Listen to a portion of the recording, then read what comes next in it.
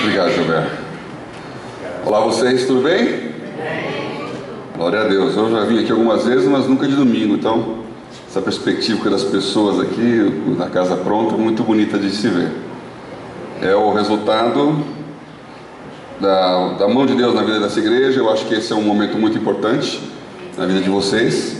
Estabelecer o que Deus tem para esse lugar aqui no Brooklyn, para esse momento e especificamente para cada um de vocês. Se vocês estão aqui hoje é porque acreditam nisso. Muita gente vai à igreja porque os pais foram e eles foram e continuam indo. Isso é uma verdade até muito maior em outros países com tradição cristã ou protestante. Não é uma verdade tão grande no Brasil. Se for fazer uma pesquisa aqui, acho que com certeza a maioria de vocês aqui, muitos, se converteram, resolveram vir à igreja, independente dos pais. Não é aquele negócio que desde criancinha foi numa igreja aqui do Brooklyn e entrou aqui. E com certeza nessa igreja não é aquele que nasceu aqui e está aqui agora. Os que nasceram aqui devem estar lá no cultinho, no 4-6, ainda não chegaram a frequentar aqui os salões do culto. E isso significa que nós estamos num processo, num momento, e temos que discernir o que Deus tem para nós nesse momento. Eu tenho falado com os pastores da igreja que estão na família como um todo, que nós como igreja temos 33 anos, este ano completamos 34, e os que tiveram o nosso aniversário ano passado lá no Palácio de Convenções, lá na AMB, devem lembrar que nós estamos falando sobre a idade de 33, a idade em que Jesus morreu, a idade em que a igreja passou a ser o corpo de Cristo. Ou seja, o corpo físico de Jesus não era mais o seu corpo, e ele passou a ser a cabeça da igreja. Isso chama-se a institucionalização da igreja. Então não é mais uma coisa pessoal, não é mais um homem, não é mais a carne que está lá. Esse é um momento muito efêmero na vida de uma igreja, que é da fundação. E nós, como igreja na família, estamos passando por esse mesmo processo. Eu sou membro fundador, sócio de carteirinha aqui. Começamos a igreja, as reuniões, muito antes, em 75, 76, e ela foi fundada em 80. E mais alguns outros anos, menos até do que já aconteceu, com certeza não estarei mais aqui. Mas haverá uma igreja, não constituída pelas pessoas que a fundaram, mas pelas pessoas que Deus acrescentou a esse lugar. E entender essa institucionalização é muito importante. Qual é o meu papel? Por que eu estou aqui? O que está acontecendo com Deus em minha história?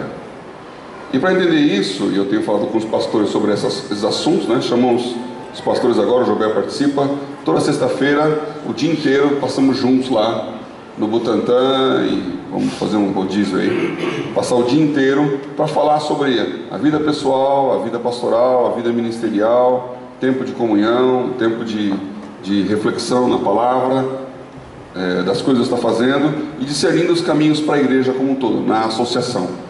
Muitas coisas estão acontecendo nessa direção. Você também sabe, eu acho que todo mundo deve ter essa noção, que a igreja cristã no Brasil tem se desenvolvido, continua crescendo a um ritmo menor agora do que na década de 90, que foi uma década de grande crescimento, mas está aí influenciando cada vez mais. Então, já somos 25%, um pouco mais, da população brasileira. Um quarto da população é um bocado de gente. Qual que é o impacto disso na sociedade? É bem menor do que 1/4% das pessoas. Que nem todos nós cristãos temos a consciência do porquê estamos aqui. Então estamos entendendo esse momento de Brasil, momento no mundo, o que Deus está fazendo na história, o que Deus está fazendo em nossa história. E para que tudo isso aconteça, essa palavra que eu estou dando aqui, eu tenho passado em algumas igrejas e falado sobre esse assunto aqui, que é como entender, como ouvir a voz de Deus, ou entender um pouco mais como Deus fala com a gente. Talvez seja a coisa mais importante nessa história toda. Se você não vem aqui porque o seu pai te trouxe, então você vem aqui porque de alguma maneira você está buscando a Deus, está buscando uma resposta, seja uma resposta para um problema imediato, de saúde, de finanças, de casamento, relacionamento, seja uma resposta mais de longo prazo, para uma questão mais existencial. O que Deus tem com a minha vida? Por que eu existo? Para onde eu vou? o que significa tudo isso? É óbvio que as pessoas só podem ter perguntas mais existenciais quando estão com a barriga cheia e com a vida resolvida. Aí começa a pensar um pouco mais sobre isso. Hoje à tarde, depois de estarem todos com a barriga cheia lá em casa, tinha um churrasco lá, aí começou aquela discussão sobre essas questões das civilizações, né? Como é que as civilizações crescem, chegam ao auge e depois começam a declinar. Hoje foi o dia da parada gay aqui em São Paulo, e esse foi um assunto lá também. Por que essas coisas acontecem? Com certeza acontece quando uma sociedade atinge um nível em que não está preocupada com a procriação. Aliás, na questão homossexual, com todo o respeito que se deu ao assunto, não é uma questão de procriação. Então, se essa opção for de todo mundo, a sociedade desaparece, por falta de novos elementos. Então, se está numa sociedade onde você precisa crescer e o seu filho precisa produzir, você não está pensando nesse assunto. Se está numa situação em que você está preocupado com a sobrevivência e não com o prazer ou com o lazer, também está fora da agenda. Mas quando a sociedade começa a enriquecer, a estabilizar e a ficar próspera, então surgem outras alternativas. Isso tem sido assim ao longo da história da humanidade. E geralmente marca o fim, começo da decadência da civilização. Ela vai decaindo. Seja Sodoma e Gomorra, seja Roma, seja o Império Grego, seja a corte persa, sempre aconteceu assim. Então estamos perguntando, para que nós estamos aqui? E nesta hora que nos perguntamos por que estamos aqui, as respostas são variadas. Razão pela qual uma pessoa vem à igreja, ou nos dias modernos, porque sai da igreja, porque ela está acostumada a vir à igreja e pergunta por que eu estou aqui, não é nesse lugar que eu vou descobrir. E vai para fora, para a rua, para a sociedade, para o mercado, tentar descobrir uma razão de ser. Base de toda essa questão: o que Deus tem comigo e por que Ele não fala claramente? Eu acho que todos vocês já passaram pela fase de se perguntar, pelo menos, ou perguntar em voz alta: Deus, o Senhor não é mais claro? O Senhor não fala? Fica esse jogo de esconde-esconde aqui. Eu queria ouvir a sua voz. Porque não desce um anjo, toca uma trombeta e fala: eis a vontade do Senhor. Razão pela qual, quando alguém fala que acontece isso, faz fila atrás, né? Tem sempre uma tia, um profeta, alguma coisa que fala: eu vou falar o que Deus tem para você. E as pessoas vão ouvir o que Deus tem para ela. Seja numa igreja, seja a mãe de Irá, que faleceu esses dias. Então, dizer o que vai acontecer, né? Às vezes diz errado, né? Também estamos comemorando ou lembrando esses dias aqui a morte do Ayrton Senna, 20 anos, né? 1994. Naquele ano a mãe de Iná disse que ele ia ter um excelente ano. De repente ela era cristã e achava que ia para o céu, né? Ia ser uma excelente coisa. Então às vezes as pessoas erram redondamente no que Deus está dizendo. Como você pode saber o que Deus está dizendo para a sua vida? Então essa pergunta é uma pergunta ampla, e eu já me fiz várias vezes, e a resposta também ela é comprida. Mas eu quero dar algumas respostas hoje aqui, porque eu acho isso fundamental para a igreja aqui do Brooklyn nesse momento. Afinal, o que vocês estão fazendo aqui? O que vai acontecer com essa vizinhança? Por que Deus quer essa igreja nesse lugar, nesta hora? E qual é o seu papel nisso tudo? Quando você para o carro e estaciona, eu fiz isso hoje, né? Estaciona, você olha para a rua, olha para as casas, fica pensando: o que esse povo está pensando desse carro parado aqui? Chegar naqueles chatos que fazem barulho, estão atrapalhando a minha vizinhança. Será que tem alguém que vai começar a reclamar de que colocaram o carro na porta da casa dele e ele quer sair? Ou então, que maravilha, uma igreja, vou visitá-la. O que Deus tem para nós nesse momento? Bom, falando sobre isso, eu vou citar aqui uma história conhecida de vocês, mas eu quero também citar a minha história. Ao longo do meu tempo de vida, como é que eu fui, primeiro me preocupando com isso, depois tentando ouvir essa voz, né? A voz de Deus. Com certeza, Deus fala conosco através da palavra. Porque, como diz a Bíblia, palavra de Deus. Então, se você quer ouvir alguém, você ouve a palavra que ele fala. ou quer ouvir a Deus, ouça o que Ele diz lendo a Bíblia. É a palavra de Deus. E essa palavra de Deus, ela é absoluta. Então o que está escrito é palavra de Deus para nós.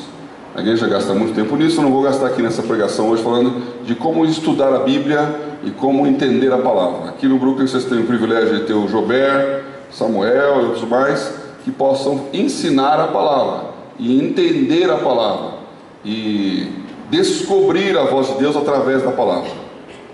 Agora, a palavra de Deus tem um detalhe, que é correto, é o primeiro. Ela fala basicamente para que você aprenda a discernir o que é certo do que é errado.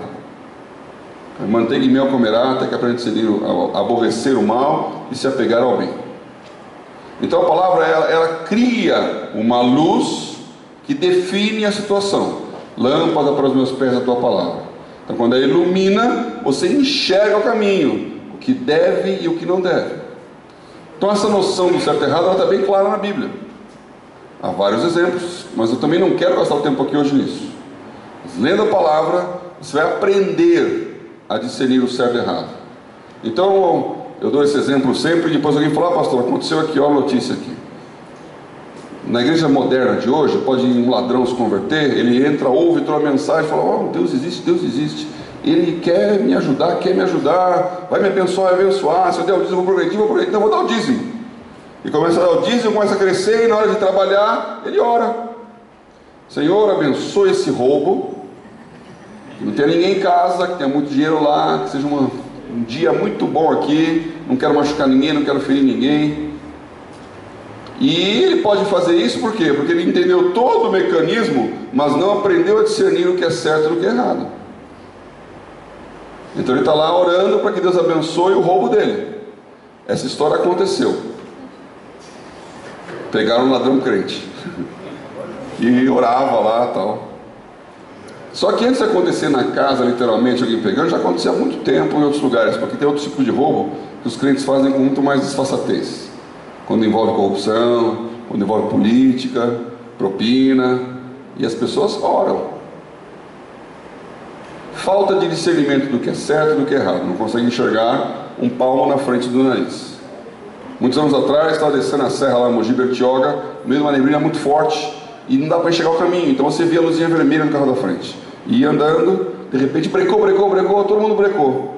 Aí quando eu saí para ver o que era, claro, se eu estou seguindo uma luz vermelha no carro da frente, ele está seguindo a luz vermelha no carro da frente, tem que ter um primeiro. A gente não está seguindo luz vermelha nenhuma, tem que saber o caminho. E esse primeiro, em vez de fazer a curva, ele foi em linha reta, passou no acostamento e tinha um precipício ali.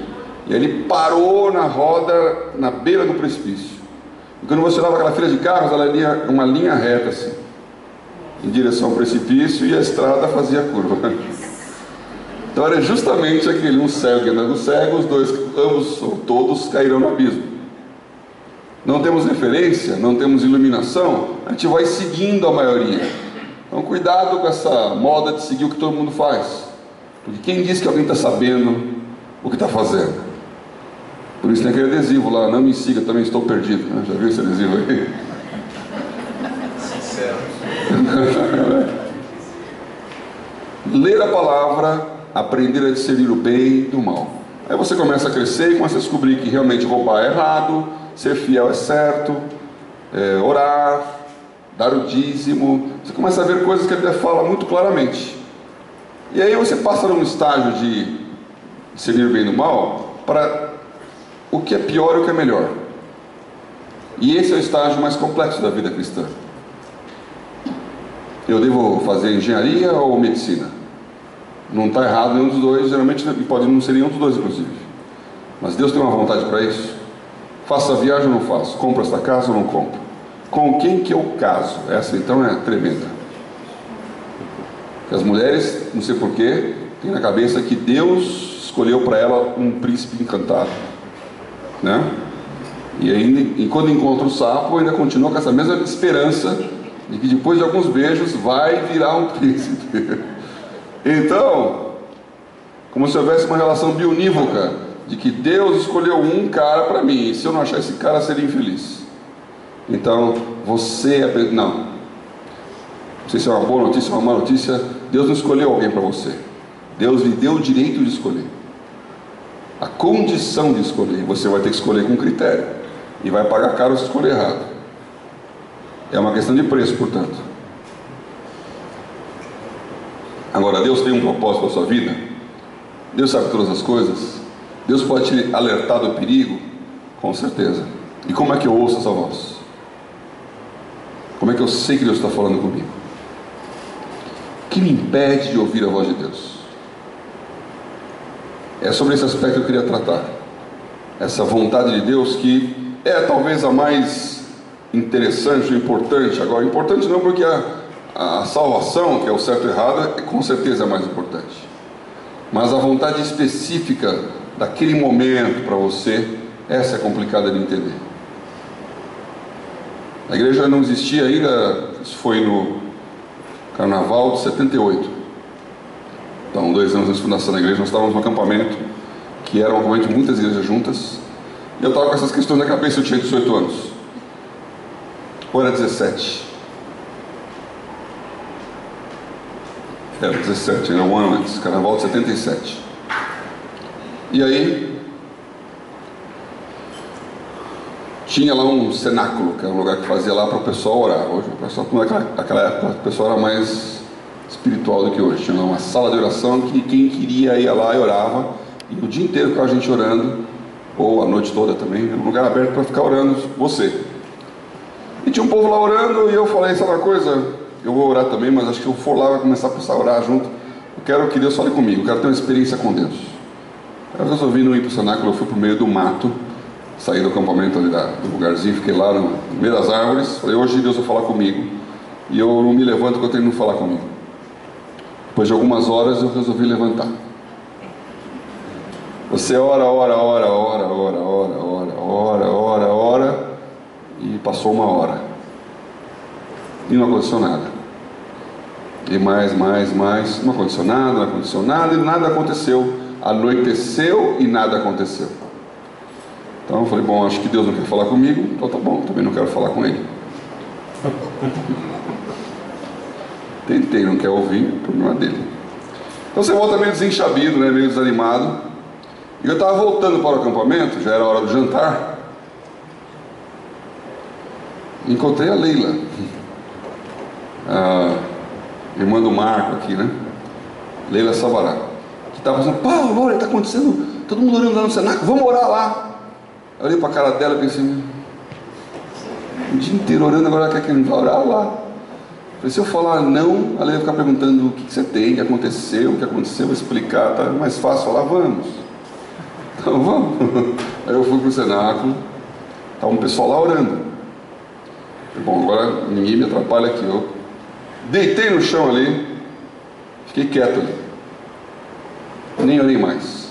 De repente eu vi que tinha um monte de gente ali entrando, começou a ter um mover ali. E aí vi uma pessoa que eu não sei quem é, porque eu não quis nem olhar a cabeça, levantar para ver quem era, e começou a orar comigo ali. E aquela pessoa começou a orar, e de repente ela começou a ficar cheia de Deus ali, e ela falou assim: olha, eu senti que você está procurando a Deus, que você não encontrou a Deus, mas não se preocupe, porque do mesmo jeito Ele ouviu a sua oração, e você vai ter a sua resposta esse ano. E quando ele falou aquilo, eu tive uma visão. Que interessante, né? Eu guardei esse momento aí. Muitas vezes eu me senti assim. É uma visão de você justamente numa floresta, onde você fica perdido e você não sabe o caminho. Então você precisa de uma pessoa, né, que te oriente passo a passo. Qual que é o caminho? Como você sai daquele labirinto? Mas depois, então tinha lá um anjo dirigindo o caminho. Mas quando você sai da floresta e entra numa campina, tem uma cidade ao longe, então tem uma indicação, você vai para lá. E aí você começa a trilhar o seu caminho. Aí você sabe para onde você vai, e você vai saber a melhor maneira de fazê-lo. É a resposta de Deus assim, de longo prazo. Uma resposta de longo prazo, uma resposta de curto prazo. Bom, naquele ano eu fiz o vestibular e entrei na faculdade fora de São Paulo. E Aconteceu um monte de coisa na minha vida a partir disso. Fui para São Carlos. Foi um milagre ter entrado em São Carlos, porque é uma história que muitos mais antigos já conhecem, eu não vou nem contar hoje aqui não, mas foi um milagre ao contrário, entendeu? Quando eu fui fazer o vestibular, o fiscal tirou a minha prova. Ele me deixou completar a cópia da redação. Tá fazendo do rascunho para a folha definitiva, e ele não me deixou completar. Eu tirei 3 de redação e entrei em São Carlos, não na USP, na USP, não na Poli. No ano anterior, quando eu estava no segundo colegial, eu tinha entrado. Então todo mundo achava que eu ia entrar de novo, inclusive eu. Mas tinha feito aquela oração, né? Senhor, a tua vontade. E na hora de fazer a inscrição do vestibular da FUVEST, tinha um professor do colégio, do Objetivo, estava no Objetivo, eu tinha ganhado uma bolsa porque eu tinha entrado no segundo colegial. E aí então, eles me conheciam, saiu no jornal, minha foto, minha mãe, imagina, né? Guardou aquela folha de jornal. Naquele ano eu fui o único aluno de exatas a entrar na FUVEST Objetivo. Naquela época não tinha esse negócio de treineiro ainda. Então eu fiquei até famoso lá no colégio. E o professor me reconheceu, falou, e aí, Poli? Eu falei, Poli. Só Poli. Só Poli. Falei, você quer um conselho? Põe São Carlos segunda opção. Eu falei, por quê? Muito boa, também é USP, meu irmão contou uma história lá, pesquisa. Fiquei meio assim, falei, bom, ele falou, não custa nada, você vai na Poli. Aí no balcão do vestibular eu coloquei São Carlos. E entrei em São Carlos. E aí eu fiquei pensando, deve ser vontade de Deus, né? Então eu vou para lá. Pelo menos essa coerência eu tive. Em vez de fazer mais um ano de cursinho, eu vou para São Carlos. Eu entrei lá e foi um ano de milagres. Muita coisa incrível aconteceu aquele ano. E uma delas é esse testemunho que eu queria dar aqui, que é a questão da conhecer a vontade de Deus. Eu estava com esse negócio na cabeça, pensando, como eu sei que Deus está falando comigo e não é a voz minha? Porque, como eu disse a vocês, se Deus falar com você, não roube, isso é muito claro. Mas quando a sua mente começa a ser parecida com a mente de Cristo, que é o que 1 Coríntios 3 fala, nós temos que ter a mente de Cristo, como distinguir o que você está pensando ou o que Deus está falando? Já que eu não sei, eu vou errar por excesso. Então, toda vez que eu sentir que devo fazer alguma coisa que eu acho que é de Deus, eu vou fazer. Se der errado, não era de Deus. Se der certo, é de Deus. Tomei essa decisão. Eu saí. Aquele dia estava em São Carlos com uma bicicleta. E eu saí andando de bicicleta aí, voltando para casa. E eu passei num posto de gasolina e tinha uma pessoa vestida assim, social. Sapato social, calça, uma camisa, não tinha terno, gravata, mas era só camisa, de frentista. Aí eu olhei aquele negócio, não é muito comum ter um frentista com camisa de voal, na época era isso. E aí eu olhei aquilo, sabe, eu senti um negócio assim, fala de Jesus para ele. E aí eu parei e fiquei pensando, pronto, eu fiz um compromisso, já agora, qualquer coisa estranha que eu olhar, eu vou achar que Deus está falando comigo, né? Aí falei, continuei pedalando, eu fiquei pensando, mas eu pensei, falei que ia fazer, se não desse certo, que aquele negócio, aí deu a volta, fazer uma coisa, não vou custar nada falar, dei a volta no quarteirão, voltei lá pro cara, fiquei olhando pro cara lá. Falei, será que ele é filho do dono? Será que esse cara está fazendo de roupa social? Falei, bom, só vou descobrir de um jeito. Cheguei lá no cara e falei, escuta, posso falar com você um negócio? Falei, pois não. Eu queria falar com você uma coisa que Deus me tocou no coração para falar aqui. Você pode ouvir? Ele falou, não. Estou trabalhando. Não, tá bom, então obrigado, né? De Deus, Deus não embora. Ele falou, não, mas se você quiser falar comigo, eu saio às 6 da tarde, você pode ir na minha casa. Aí marcamos, fui para casa e pensei, agora o que eu falo? Comecei a pensar o que ia falar, o que não ia falar, e resolvi não preparar nada. Isso aqui vai ser uma experiência que eu vou ter que contar no Brooklyn, então deixa eu... Aí então eu, 6 da tarde fui lá, era uma república, ele morava numa república, tem muita casa de estudantes lá em São Carlos, e morava num beliche, num quarto ali com mais gente. Sentamos ali na beliche e falei, olha, eu não sei o seu nome, não sei nada, mas eu quero dizer uma coisa aqui, eu acredito em Deus. Eu acredito que Jesus morreu para salvar todos nós. E eu acredito que Deus ama a sua vida a ponto de me fazer parar e pagar esse amigo aqui de falar com você. Que Deus ama a sua vida. Eu só queria falar isso. Você precisa de Deus e Deus não esqueceu de você. Ele ficou me olhando assim e falou: realmente, você não sabe quem eu sou, eu vou falar isso, eu vou te falar o que acontece, porque eu estou aqui. Eu moro numa cidade próxima, minha família é uma família de classe média alta, vivo bem, e minha mãe é extremamente católica. Carola, todas as missas. E depois de muitos anos, já mais velha, ela ficou grávida. E o médico disse que era uma gravidez de risco, que aconselhava o aborto. Mas o padre falou que não tem aborto. Então, porque ela era fiel à igreja, ela não abortou. Foi para o parto, e ela morreu, e o meu irmão também morreu. E a minha mãe era a coisa que eu mais amava na vida. E esse Deus que você diz que me ama, levou minha mãe. Eu me revoltei, saí de casa. Faz 6 meses que eu estou fora de casa. Eu tenho essa roupa aqui. Ninguém sabe onde é que eu estou. Estou ganhando a vida aqui nesse posto. Porque eu estou revoltado. E eu penso o seguinte, olha, Jesus quer salvar, mas Jesus morreu sabendo que ia salvar as pessoas. A minha mãe morreu sem saber se ia salvar meu irmão. Então ela é maior que Jesus. E você vem dizer que Deus me ama. Eu estava ouvindo aquela história assim, ele parou assim, começou a chorar. Ele falou: você acha que Deus me ama mesmo? Aí nós começamos a chorar juntos, né? E ele se converteu, Martinho. Eu arranjei uma bolsa de estudo lá na faculdade para ele fazer o cursinho. Ele entrou em engenharia, se formou, participou da igreja, casou, uma história longa com o Martinho. Se converteu naquele dia que eu resolvi parar no posto de gasolina e falar: Deus quer de você. Então eu saí daquele dia pensando: era a vontade de Deus. Não vou me furtar a pôr a cabeça a prêmio, por vergonha, por medo, por indiferença, porque se é a vontade de Deus, vamos ter que aprender mais coisa. Eu comecei a crescer nisso. Me pergunto sempre hoje: o que Deus quer? Por que eu estou aqui? O que eu devo falar? Qual a palavra que Deus tem? Por que essas coisas estão acontecendo? E a gente começar a viver experiências mais sobrenaturais. Eu queria ler aqui uma história que explica um pouco esse processo, que é o nome da mensagem aqui. A mensagem, eu já falei isso lá para os pastores, tem falado em umas igrejas aqui, chama-se Corra para Troade.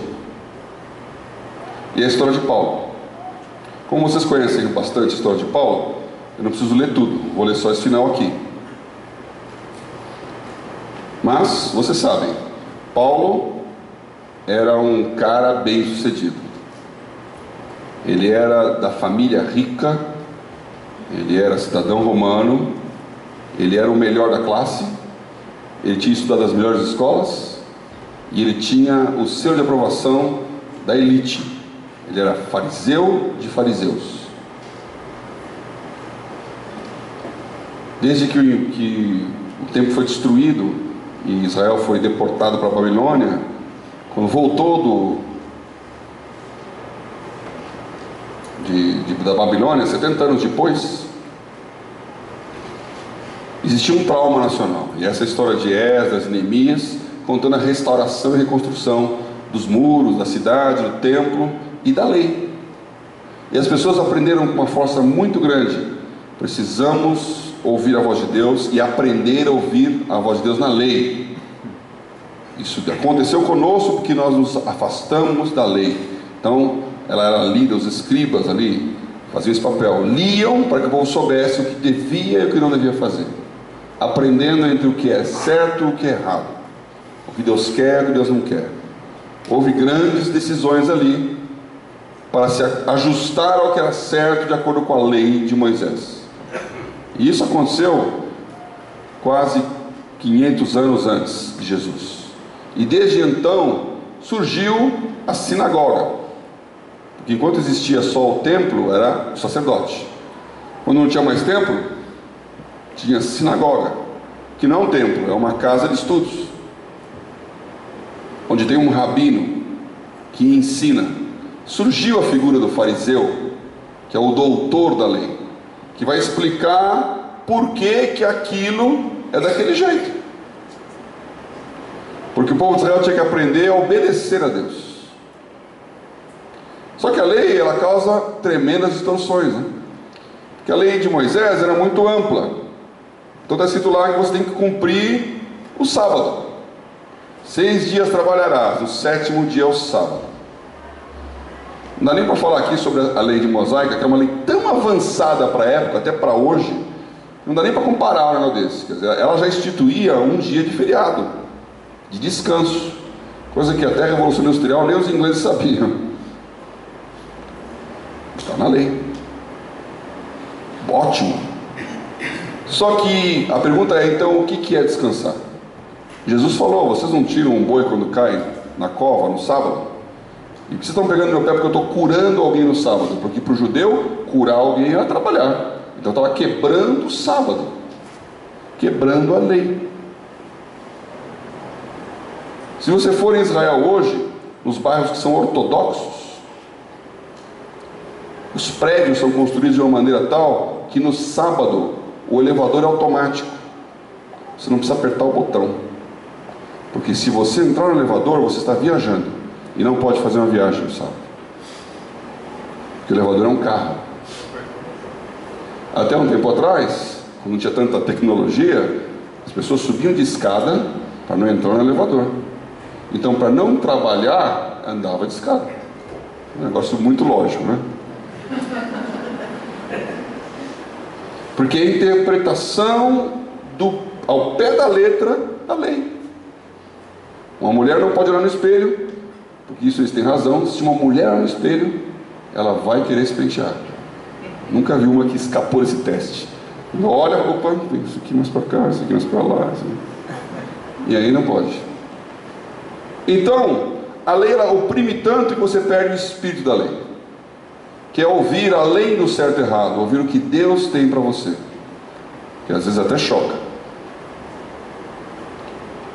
Paulo era esse tipo de pessoa que tinha esse rigor da lei ao máximo, e no seu zelo, como ele escreveu, ele era perseguidor, e foi atrás dos cristãos lá em Damasco e caiu do cavalo, que é a história conhecida, e encontrou Jesus. Quem é você? Eu sou Jesus a quem você persegue. Aí Jesus falou, está difícil aí, né, Paulo? Está duro. Essa palavra, dura coisa é recalcitrar contra os aguilhões. O que significa isso? Significa, eu estou aqui te apertando com esse esporão, que o aguilhão é como se fosse a espora de um cavalo ali, que você aperta para que ele vá na direção que você quer. Eu estou aqui te apertando e você está aí resistindo, recalcitrando. Então você está sofrendo porque eu estou te espremendo. Mas você não muda de direção. Muitos de nós somos assim, cabeça dura, e Deus vai te empurrando e você não muda. E aí a gente fala, bom, mas por que Deus não fala mais claro o que a palavra fala? Parábola que nem é uma parábola, é uma história, né, do rico e Lázaro. Deixa eu voltar para contar para o meu pessoal lá que a vida é assim, que o negócio... Não, nem que um morto, eles têm Moisés e a lei. Nem que um morto ressuscite eles vão ouvir. Essa é uma coisa difícil de entender, né? Mas se uma pessoa morta ressuscitar, será que as pessoas não vão ouvir? Não. Elas vão fazer um show, vai aparecer na televisão, ninguém muda. Tenha certeza disso. Não são milagres que levam as pessoas no céu. O que leva a pessoa para o céu é a mudança da mentalidade, é o entendimento, é o culto racional. Agora, um milagre pode despertar a fé. Então, Paulo estava ali, pensando em tudo aquilo, e como ele fala em Gálatas e em outros lugares, quando ele entendeu que era Jesus mesmo, ele teve que reprogramar todo o seu conhecimento. Ele falou: não consultei carne, sangue, não fui conversar com os que eram antes de mim. Ele se recolheu e foi estudar tudo aquilo. E foi um longo tempo que ele passou, anos, tentando entender o que Deus tinha. E quando ele fala em Efésios, vocês podem ler, quando eu leio, quando ouvem o que eu estou dizendo, entender a minha compreensão do mistério que me foi revelado, para entender o seu caminho. Por que eu tenho que contar essas histórias? Porque quando ele voltou para Jerusalém, ele foi meio que rechaçado, o pessoal não gostava muito dele lá, os judeus também não, e ele foi para Tarso. E a pessoa que o levantou naquele tudo foi Barnabé, o homem que acreditava nos outros. Esse é um ponto importante aqui na igreja. Toda igreja tem que ter um Barnabé, que é o fulano que acredita que é possível aquele cara com aquela má aparência dê certo. Então Barnabé estava lá para dizer: eu acredito em Paulo. Ele apresentou e introduziu Paulo aos discípulos. Esse Barnabé é o mesmo que no começo em Atos conta a história dele. Ele vendeu uma propriedade e apresentou aos pés dos discípulos o dinheiro, lá na história de Ananias e Safira. Participava, ele era de Creta, Chipre. Nós vamos ver as viagens depois. E ele bancou Paulo. Passou o tempo, o evangelho cresceu, chegou a Antioquia, e eles trouxeram a notícia que a Antioquia estava vendo uma igreja de não judeus. E em Antioquia, pela primeira vez, os discípulos foram chamados de cristãos, porque não era mais judaísmo, era cristianismo, era uma coisa nova. E Barnabé foi para lá, enviado por Jerusalém. E quando ele chegou lá, ele levou Paulo de Saulo, mandou chamar de Tarso a Saulo para ir junto com ele. E aqui então você pode abrir em Atos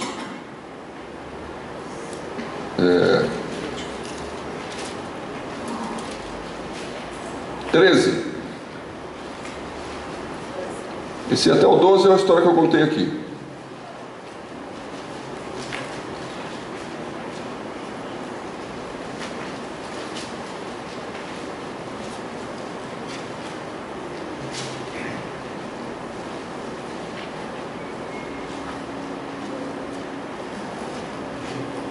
Na igreja que estava em Antioquia, havia alguns profetas e doutores, a saber, Barnabé, Simeão, chamado Níger, Lúcio Cirineu, Manaém, que fora criado com Herodes, o tetrarca, e Saulo.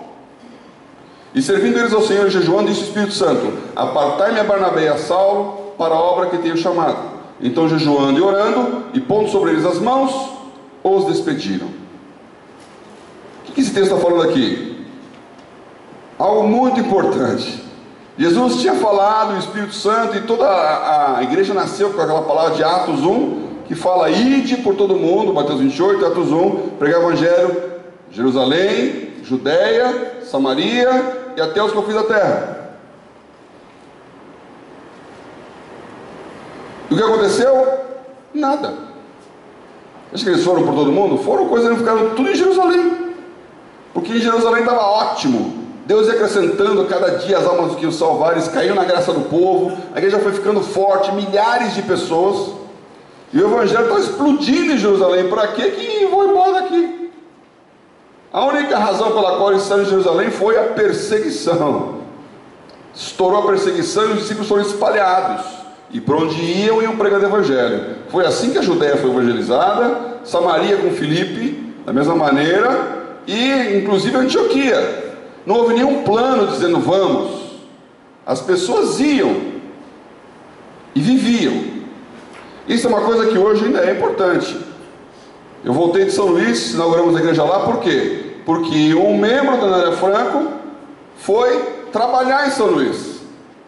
E aí começou um grupo na casa dele. E agora ele foi ordenado pastor, que é o André. E quando ele foi ordenado pastor, ele falou assim: eu não me vejo pastor, eu não sou pastor, eu sou engenheiro. Eu também. E foi muito bonito, porque fizemos lá o culto, e a igreja, sabendo disso, a Juliana, a mulher dele, fez um vídeo com as pessoas, e cada uma delas dizendo por que ele era pastor da vida delas. Foi emocionante. Estou muito feliz aqui, né? Ainda bem que você veio aqui de São Paulo para cá, e você fez isso e aquilo, você me visitou, você falou, você cuidou, você orientou. Você é meu pastor, você é meu pastor. As pessoas da igreja dizendo, nós reconhecemos você como pastor. Não foi algo que foi assim, ele foi para um seminário teológico, completou, foi procurar uma grade de procura-se empregos, estágio, São Luís, e foi trabalhar em São Luís. Aconteceu espontaneamente. E agora tem uma igreja lá. Bom, acontecia assim, só que agora em Antioquia foi diferente. Primeiro você vê que estava lá o governo reunido, o ministério, né? Barnabé, que era a pessoa com autoridade, tinha ido para Jerusalém com aquela função. Agora o Paulo é o último ali, ó. Tem o Simeão, o Lúcio, Manaém e Saulo. E do Manaém ele fala assim, que fora criado com Herodes, o tetrarca. Não sabe, eu não vou gastar todo o tempo aqui não, mas essas pessoas, elas tinham uma responsabilidade na igreja e na sociedade. Antioquia era uma igreja composta por pessoas que influenciavam a vida da cidade, que as pessoas abriam portas com seus relacionamentos, mas estavam buscando a Deus. E quando eles estavam orando e jejuando, o Espírito Santo falou, olha, Barnabé e Paulo vão para a obra missionária. Então eles fizeram a primeira viagem missionária, que é assim, vamos evangelizar. O Espírito Santo mandou Barnabé e Saulo irem juntos. E eles fizeram essa primeira viagem que está aqui, foram para Chipre, que era de onde Barnabé vinha, e passaram por vários lugares. Não vou falar também sobre a viagem, mas Icônio, Listra, Derbe, se olhar no mapinha lá, no fim da Bíblia deve ter as cidades da Ásia Menor, onde hoje é a Turquia, pelas quais eles passaram. Muita coisa aconteceu, muito sinal, muita maravilha, gente se convertendo, igrejas sendo fundadas. E eles fizeram muitos discípulos, como fala lá no fim do capítulo 14. Gastaram alguns anos nessa história. E voltaram com problema para a igreja de Jerusalém, porque agora tinha um monte de cristãos que não eram judeus. E aí o capítulo 15 é gasto discutindo como é que ia ser esse nova categoria de crente. E eu queria fazer um outro ponto aqui, porque eu acredito muito nisso. Se alguém está em Cristo, é nova criatura, as coisas passaram, tudo se fez novo. Um texto que eu gosto muito, Isaías 43, fala, estou a fazer uma coisa nova na terra. Vocês podem perceber, vocês podem sentir, eu vou colocar um rio no deserto. Não vos lembreis das coisas passadas, e nem recordeis as antigas. Sabe, Deus não cultua o passado. Negócio interessante, porque ele é o que tem mais história de Deus, né? Mas para Deus é sempre novo, é bola para frente. Eu até falo isso, minha viés matemático aqui, físico, né? Eu também fiz física depois de fazer engenharia. Sabe que Deus é eterno, em matemática o eterno é o infinito. Infinito, e infinito não é um grande número, infinito é infinito. Infinito é fora do tempo. Deus é antes do tempo existir, e o tempo mensura as coisas, mas Deus é imensurável. Então qualquer coisa, qualquer número menos infinito, infinito menos qualquer coisa é igual a infinito. Você não diminui infinito. Infinito menos 1 bilhão de anos é infinito. Então, como a nossa vida com Deus é eterna, nós só temos futuro, nós não temos passado. Quantos anos você viveu? Nada, porque o seu passado está escondido com Cristo em Deus, porque você foi enxertado na oliveira verdadeira, e a sua história pregressa é a história com Deus no batismo. Você não tem passado, você só tem futuro e está vivendo esse presente aqui. Não vos lembrei das coisas passadas. Deus tem um caminho novo, e às vezes nós estamos tão presos no passado que nós não conseguimos enxergar o novo. Isso acontece em todas as dimensões, até profissionais. Teve um cara cujo pai era dono de uma grande indústria eu chamo de equinopeças. É um americano, na virada do século XIX para o século XX. O pai dele era dono da maior indústria de arreios, celas, chicotes, porque não tinha carro, as pessoas andavam a cavalo. Você imagina Nova York com centenas de milhares de habitantes, cada um com seu cavalo? Não tinha garagem, tinha que ter um estábulo. Eram toneladas de estrume e urina que tinham que ser retirados por dia das ruas, porque eram carruagens, cavalos, que as pessoas usavam para se movimentar. Quanto dinheiro não estava nisso? De repente vem lá o Ford e resolve que tem um carro agora.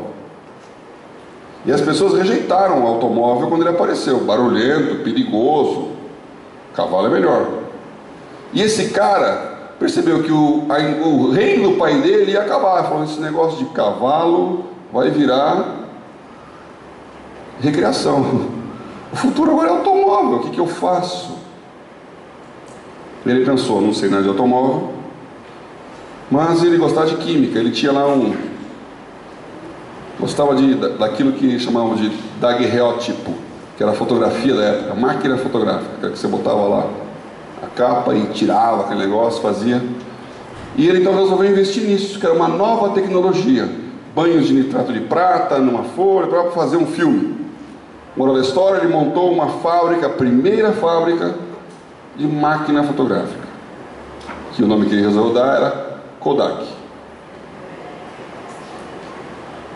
Ele enxergou o novo quando todo mundo só olhava para o velho. Virou a multinacional, tão grande, dos laboratórios da Kodak, os caras inventaram um negócio maravilhoso, uma máquina fotográfica sem filme. Bom, mas o que dá mais dinheiro para a Kodak é o filme, não era a máquina. Então o pessoal agora falou: não, máquina fotográfica tem que ter filme. Eles abortaram a ideia. Os japoneses não abortaram. E aí veio a máquina digital, quebrou a Kodak. Não tem mais Kodak hoje. Então o novo chega e o velho fica para trás. Você está olhando o novo ou está olhando o velho? E a capacidade de olhar o novo é a capacidade de Isaías 43. Vocês podem perceber o que está acontecendo. Tem que treinar a sua mente para enxergar o que Deus está falando e fazendo, que não tem nada a ver com o que está acontecendo. Poucas pessoas fazem isso. E nós temos alguns bloqueios. E aqui na volta da viagem, Paulo tinha que brigar com os caras que estavam bloqueando. Em Jerusalém eles estavam falando: Evangelho de Cristo é circuncisão, é lei de Moisés, todo mundo de acordo com o antigo. E Paulo está falando: mudou. Eles não vão se circuncidar. Então olha, estou aqui, como o Joberto apresentou, o presidente do conselho, então estou te dizendo: na nossa igreja nós não temos apego ao velho. Mas para poder falar isso, tem que ter autoridade com os velhos. Então quando Paulo chegou contando as maravilhas, deu o que aqui em Atos 15 fala como havendo grande contenda. Quebrou o pau, porque as pessoas não concordavam que o evangelho não fosse de judeu.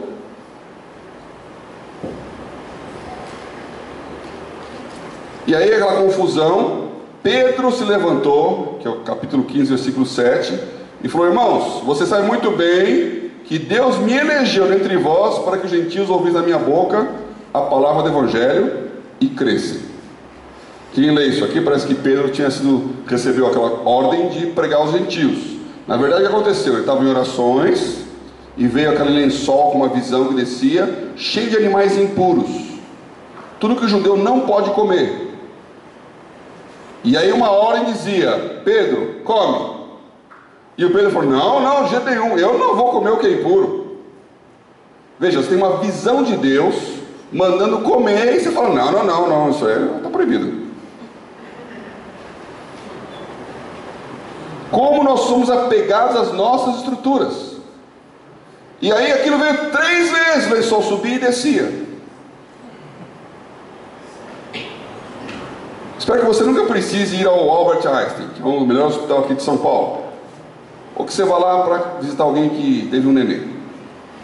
Mas se você for no Albert Einstein, você pode encontrar de tudo. Tem um negócio que você não vai encontrar lá: cheeseburger.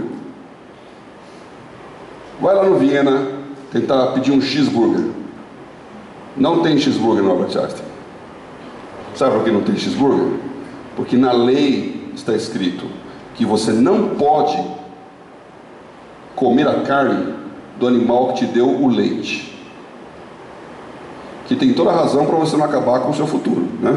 Então mata o boi, não mata a vaca. Deixa a vaca lá e todo dia vai ter leite. O boi você come a carne. Agora, como você não sabe se o queijo do cheeseburger foi feito com o leite da vaca que deu o hambúrguer, então não tem cheeseburger, para não quebrar a lei. Este é o resultado do legalismo. E pode ser que o judeu pense que se ele comer um cheeseburger ele não vai para o céu. Aliás, nem o judeu vai para o céu, né? Eles vão herdar a terra, né? Porque eles querem os justos herdarão a terra. E para o céu é coisa de crente. Quais são os legalismos que vocês têm aqui? Quais são as regras que estão bitolados, presos, falando não pode ser desse jeito, não pode ser daquele, para esse lugar eu não vou, isto eu não faço, desta forma eu não consigo, esse cara não. São essas restrições que impedem o novo de Deus. Então aqui tem que ter um Barnabé que fala, não, esse cara sim, Deus vai usar ele. Eu não entendo muito dos cristãos, porque nós somos capazes de crer que Deus tem o poder de transformar uma prostituta, um ladrão, num cristão. Nós celebramos essa conversão. Se entrar aqui agora, todo mundo vai chorar e louvar a Deus. Agora, quando esse ladrão vira líder ministerial, aí nós achamos que ele não tem jeito. Nós achamos que os erros dele são irreparáveis. Nós achamos que, como é que essa pessoa pode pregar? Como é que esse fulano... Porque que nós estamos olhando as falhas das pessoas, todos nós temos. Tem que ter um Barnabé que está olhando o que Deus está levantando, e não o que o diabo deixou de marca. Em nossas igrejas, nesta igreja aqui do Brooklyn, tem que ter gente como Saulo, como Paulo, que entende o novo, a ponto de brigar, falar, não, esses caras não vão se circuncidar, porque este é o novo pacto. Nós somos a circuncisão, como eu escrevi depois para os Filipenses. Eu encontrei um judeu um tempo atrás, corroborou essa história que eu já tinha ouvido. Para o judeu ortodoxo, Jesus é um sacerdote, um cara que pregou coisas boas, ok, nada com Jesus. O problema foi Paulo. Paulo era um herege, porque foi o Paulo que tirou o cristianismo do judaísmo, que era justamente o que aconteceu. Bom, Paulo tinha toda essa cabeça e toda essa percepção. Aí no capítulo 16 não, no 15 ainda, 15:36. Alguns dias depois, disse Paulo a Barnabé: tornemos a visitar nossos irmãos por todas as cidades em que já anunciamos a palavra do Senhor, para ver como estão. Então aqui será a primeira viagem missionária, e Paulo está falando, vamos planejar a segunda, para esse pessoal não ficar longe, vamos dar uma sequência, seguimento, follow-up. Vamos lá. Excelente. Então eles planejaram a segunda viagem. E o Barnabé falou, vamos levar conosco o João Marcos. João Marcos era sobrinho de Barnabé, e era um jovem que tinha andado para trás na primeira viagem, estive com o João Marcos, só que ele voltou no meio do caminho. Aí o Paulo falou, não, João Marcos negativo.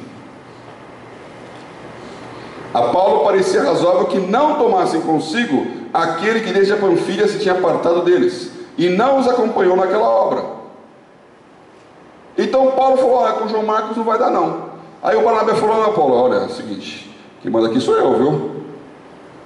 E ele vai sim. E aí quebraram o pau os dois.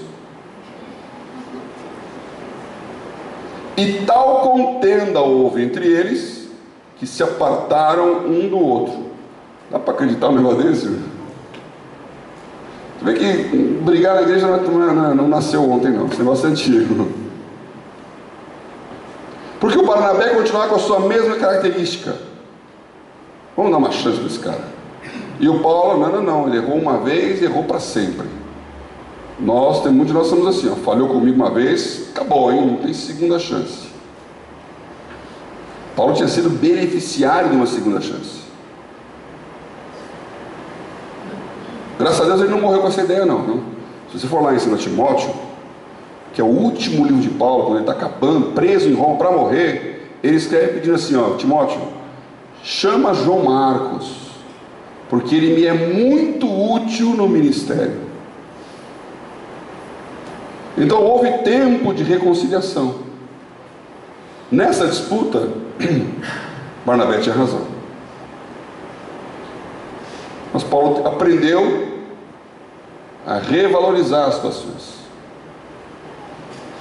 Só que dessa vez ele não foi com João Marcos, ele foi com o Silas, que era um jovem que tinha vindo com ele de Jerusalém para falar do resultado sobre a circuncisão. Esse aqui é meu ponto. A segunda viagem missionária de Paulo. Ele foi para Derbe, para Listra, lá ele conheceu Timóteo. E a ideia deles era ir passando pela Frígia, Galácia, Mísia, Bitínia. Nomes que a gente não conhece muito aqui, né? Mas que eram os lugares que tinham andado. Só que, se você for ler aqui Atos 16, está escrito assim, olha. Versículo 5. De sorte que as igrejas eram confirmadas na fé e cada dia cresciam em número. Tudo indo muito bem.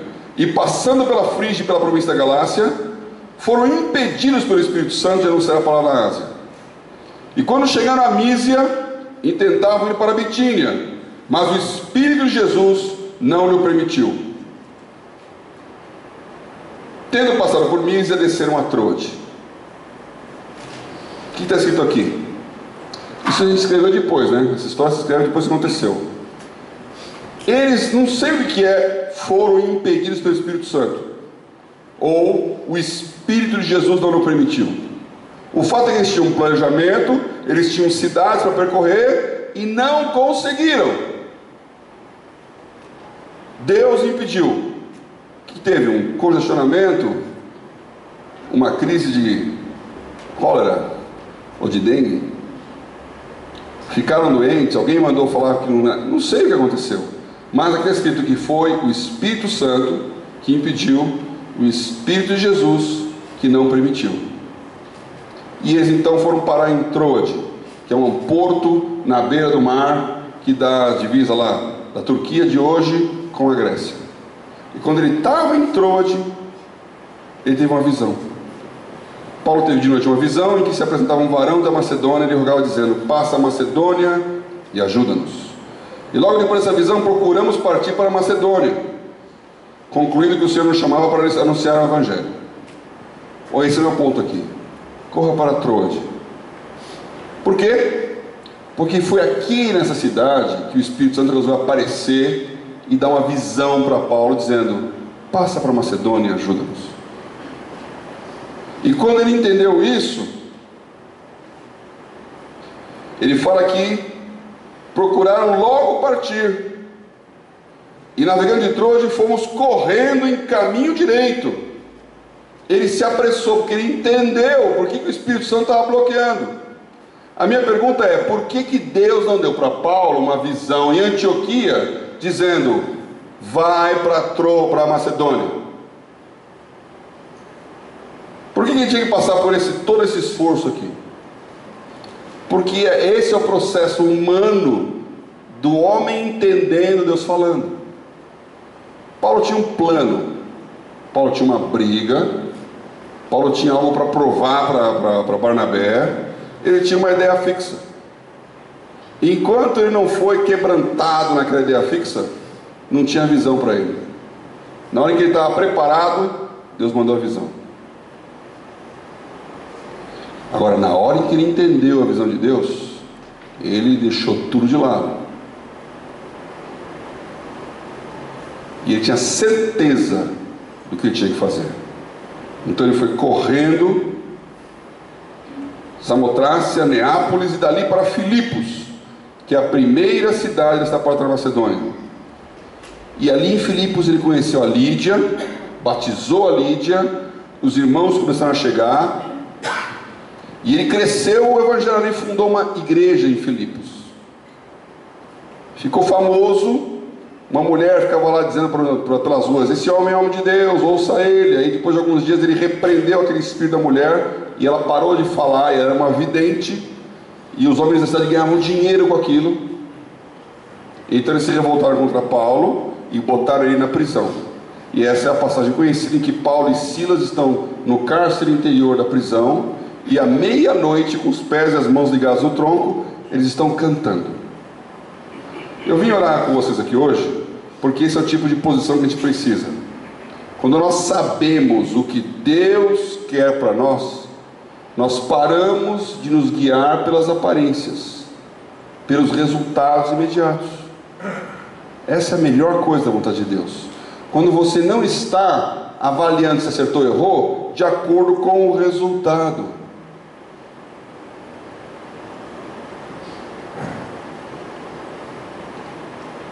Quando me arrancaram a prova do vestibular, era a primeira prova de português, eu voltei para casa a pé pensando: meu Deus, por que aconteceu esse desastre? Por que aconteceu essa desgraça? O que eu fiz? No meu vestibular o cara me arranca a prova, acabou o vestibular. E eu fiquei pensando: Deus tem que ter um caminho para isso. Aí você fica pensando um monte de coisa: isso aí deve quebrar o meu orgulho, isso aí eu vou sair na segunda lista. Vai. Só que eu não entrei em São Paulo, eu entrei em São Carlos. Mas na hora que você sabe, eu orei, Deus falou e confirmou, e aquela palavra daquele acampamento de carnaval veio na minha vida ali, falei: tem uma coisa nova comigo, eu vou para São Carlos. E quando eu fiquei em São Carlos, primeiro fim de semana, todo mundo volta para casa. Eu falei: Deus quer que eu fique aqui, eu vou ficar aqui. Vou conhecer a igreja. E conheci uma igreja presbiteriana. Foi a melhor coisa que eu fiz para São Carlos ali. Conheci pessoas que até hoje estão comigo. Então, hoje lá no Butantã, o Eduardo, Toma e a Elisa são pastores comigo lá hoje, se converteram lá em São Carlos. Mário, que é pastor comigo no Butantã, se converteu em São Carlos. Fora do Butantã é muito também. O Paulo Ivanov casou com a Rose, lá na Vila Mariana, mãe da Andréia. A Rose é do grupinho que eu dirigia lá de ABU em Ribeirão Preto. Foi conhecer a igreja por causa disso. Sem falar no Gerson e na Miriam, porque a Miriam eu conheci em São Carlos. E foi assim que o Gerson conheceu a Miriam. Me indo visitar lá em São Carlos. Agora, mais do que isso, as palavras de Deus, os milagres de Deus, o mover de Deus. Na hora que você fala: vou ficar aqui, vou ficar aqui, quando aparentemente não está certo, mas Deus tem um caminho. Paulo estava louvando no meio da meia-noite lá, porque ele sabia que ele não estava errado. Ele podia falar: olha que burrada que eu fiz, por que eu não fui para Minas e Bitinha, por que eu não insisti no caminho, agora eu estou preso aqui. Mas no meio daquele negócio veio o terremoto, e o carcereiro queria se matar. E Paulo falou: não tira a sua vida, está todo mundo aqui. E olha, você vai crer, a sua casa, todos vão ser batizados. E eles se batizaram. E a igreja de Filipos se tornou uma igreja de referência para Paulo. Quando você lê a carta de Filipenses, ele fala: eu tenho saudades de vocês. Vocês me suportaram em todas as coisas. Criou-se um vínculo que nunca mais passou. Vocês estão começando algo novo aqui. Quem são as pessoas novas que Deus tem? Não olhe para o velho, olhe para o novo. Quem vai entrar aqui que pode ser o seu grande amigo? Quais são as pessoas da região que precisam ouvir esse evangelho? E que vão dizer: Deus trouxe você nesse lugar.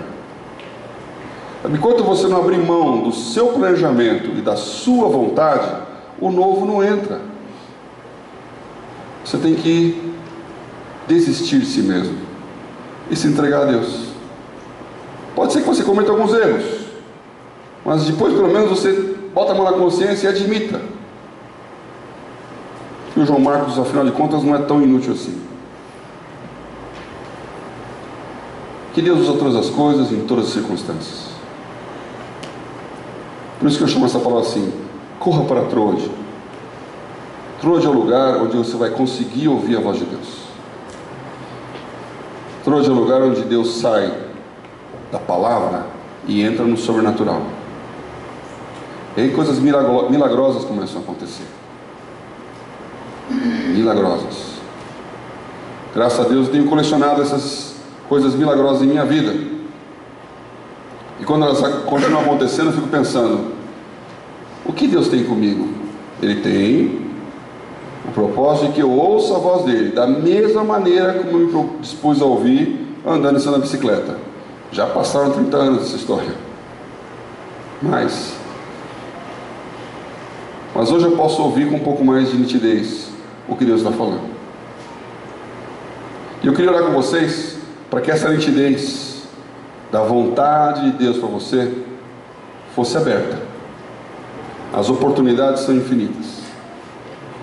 E tenham certeza de uma coisa: vocês não vão continuar aqui muito tempo, porque inclusive não cabe, né? Vamos crescer.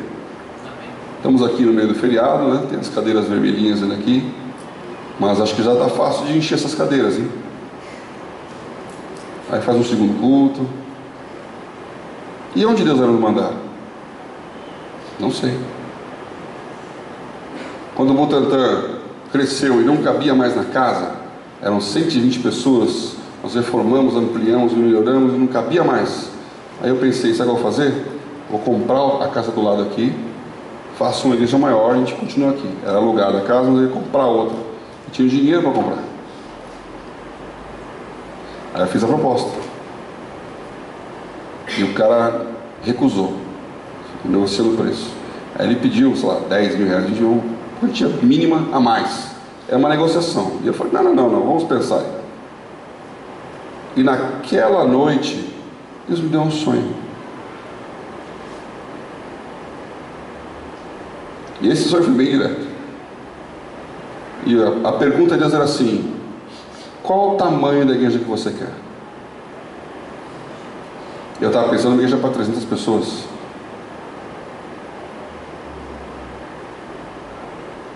E quando eu acordei, eu fiquei pensando: qual o tamanho da igreja que eu quero?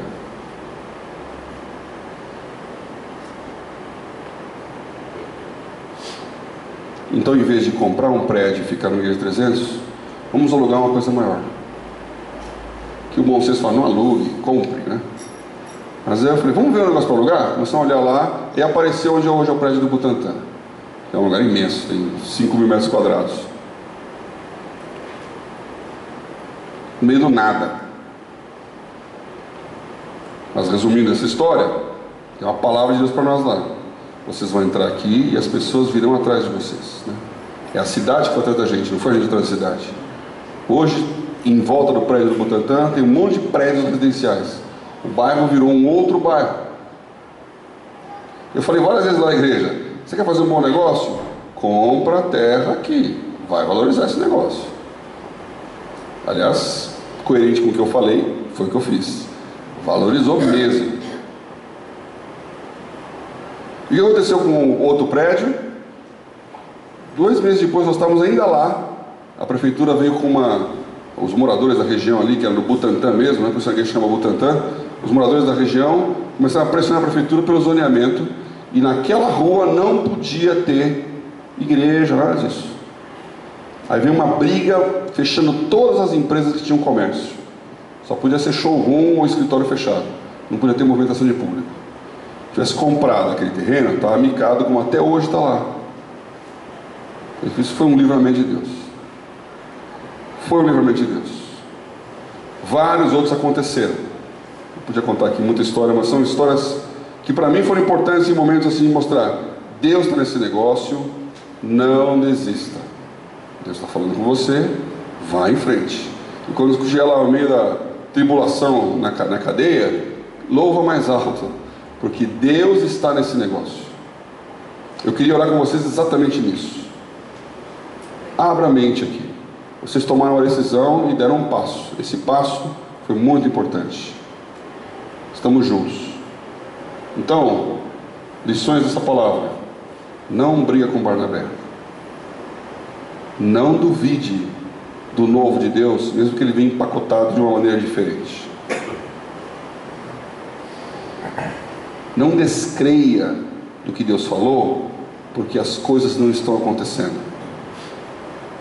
Dê tempo para que as coisas realmente aconteçam, debaixo de uma palavra de Deus, porque realmente Deus está nesse negócio.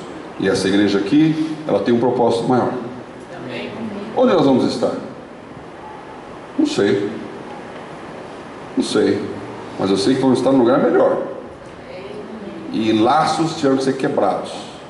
Bom, vamos agora nos libertar mesmo. Eu queria orar no âmbito pessoal, para que na sua vida essas definições também acontecessem.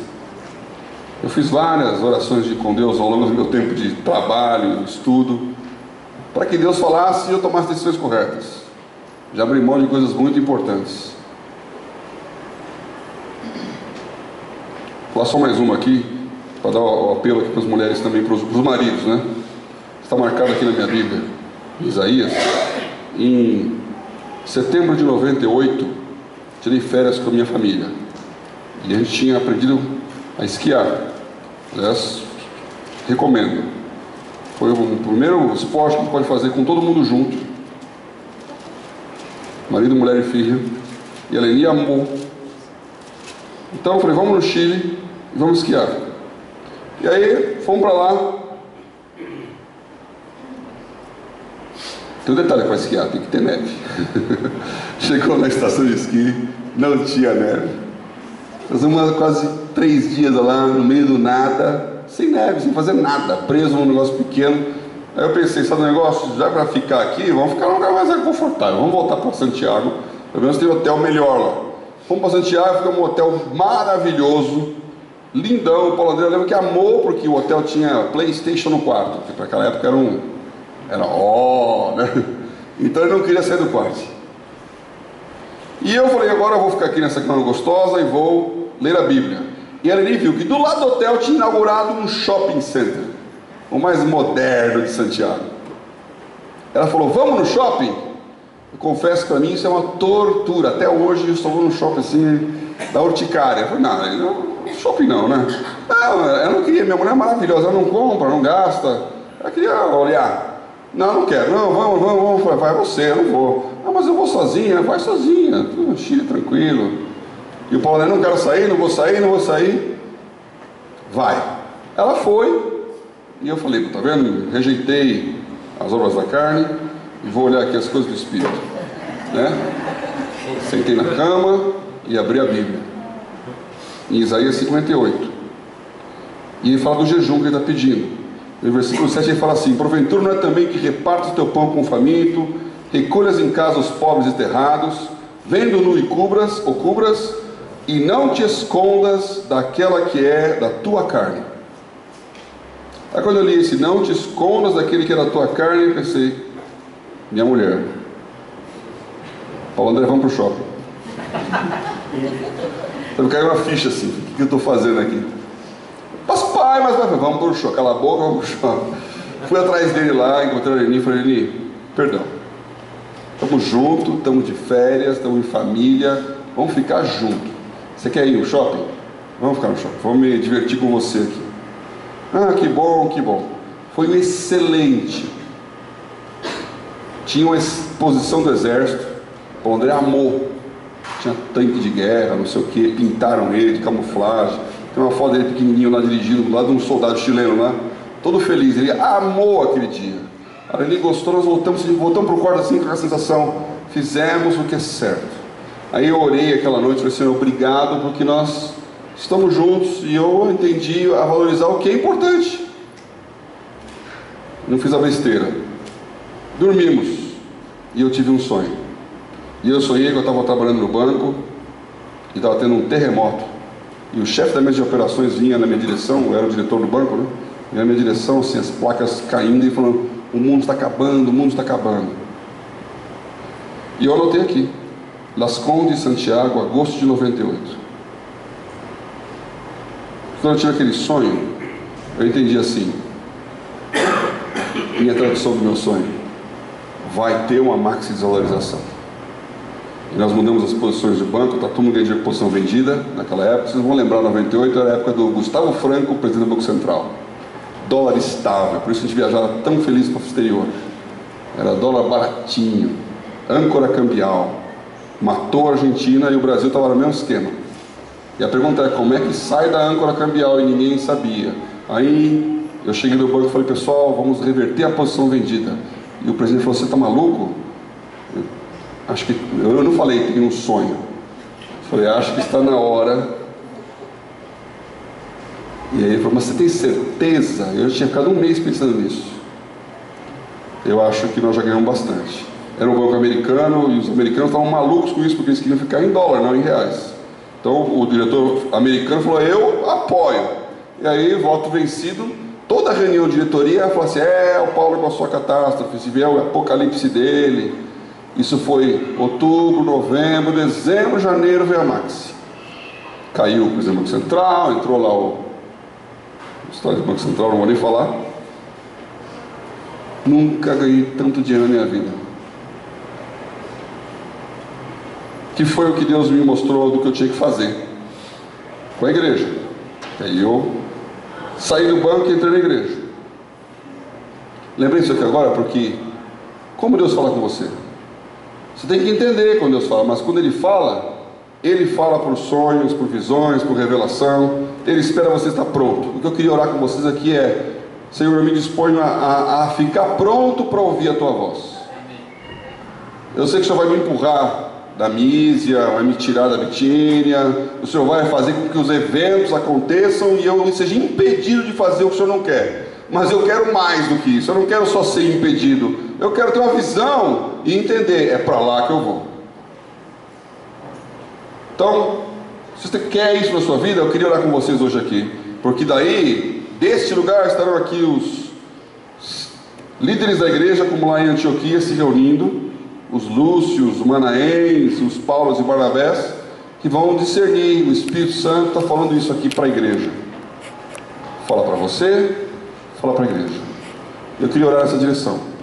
Então, se você está disposto a aprender a ouvir a voz de Deus de uma maneira prática, que Ele te ensine a ouvir a sua voz, nunca contra a palavra, e além do que é certo e errado, aquilo que é para a sua vida, vamos orar juntos aqui.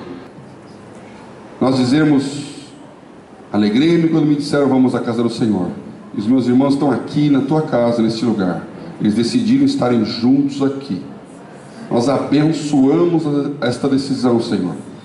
E nós declaramos hoje, Pai, que essa decisão, ela pode e deve ser maior do que as nossas decisões.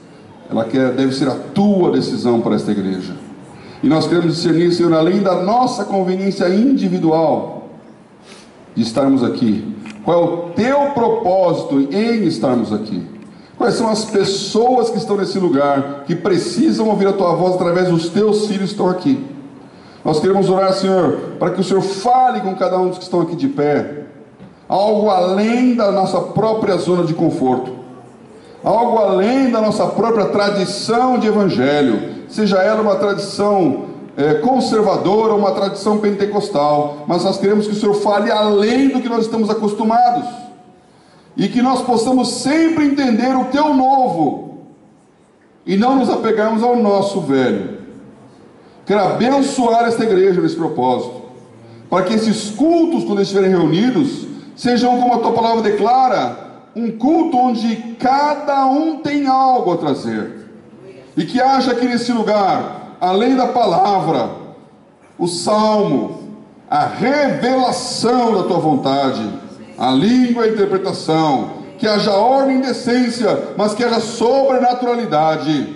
Usa cada um que estão de pé, Senhor, por uma coisa diferente, que eles se disponham a fazer algo que os constranja no começo, mas que o ensine no final.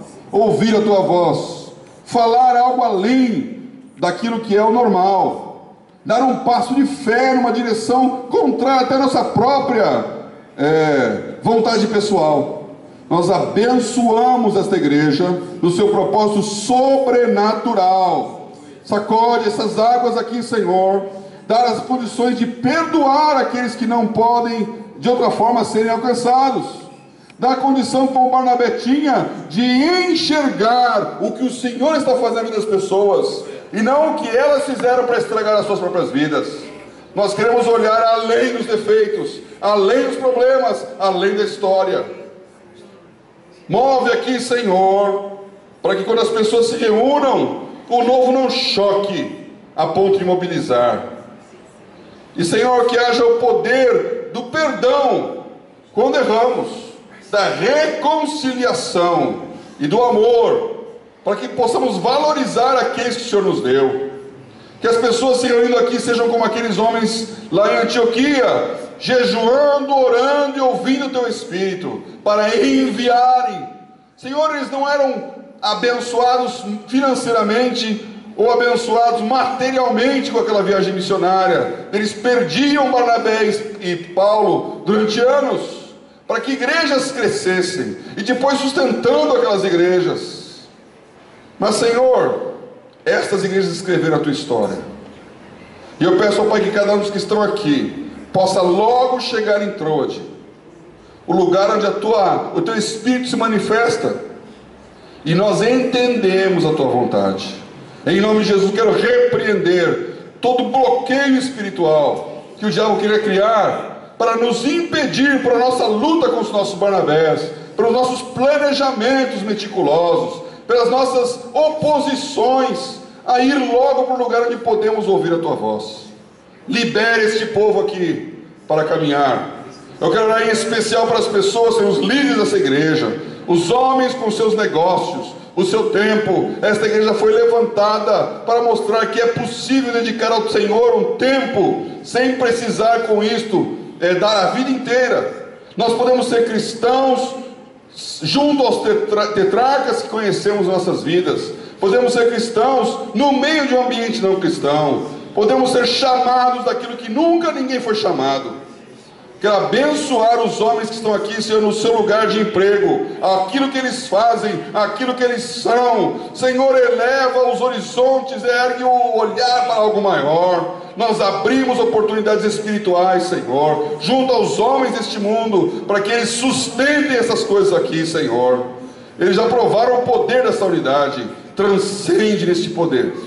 Nós abençoamos este lugar, nós ordenamos o Teu Espírito aqui, e nós declaramos, Senhor, a unidade do Teu Espírito, contra todo espírito de divisão, em nome de Jesus, em nome de Jesus, em nome de Jesus.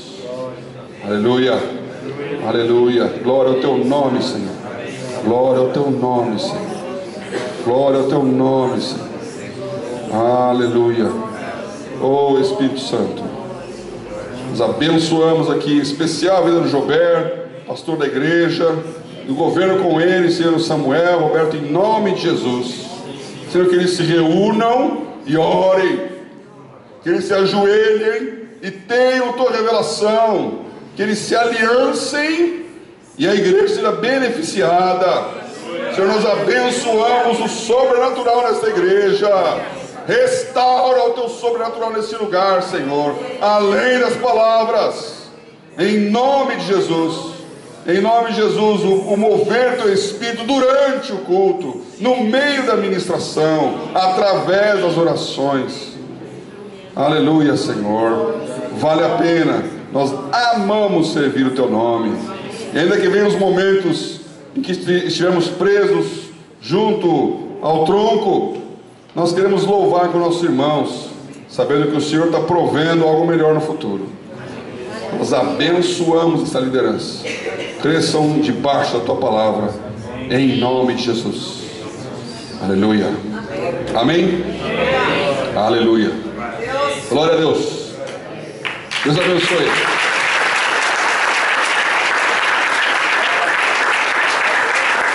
Obrigado. Estamos juntos em muitos aspectos. Isso transcende aqui, obviamente. Nós vamos continuar aqui com as igrejas, né, que estão na família. A vida desta igreja aqui é importante nesse processo. Olhem por nós também, né? Tudo que está acontecendo, olhem pelos pastores. Toda sexta-feira, como eu falei, estão juntos lá, estamos orando, lendo, estudando e discernindo o que Deus tem para cada um. E isso vai abençoar a vida de vocês também. Deus fará esse negócio. Amém? Amém. Gilberto.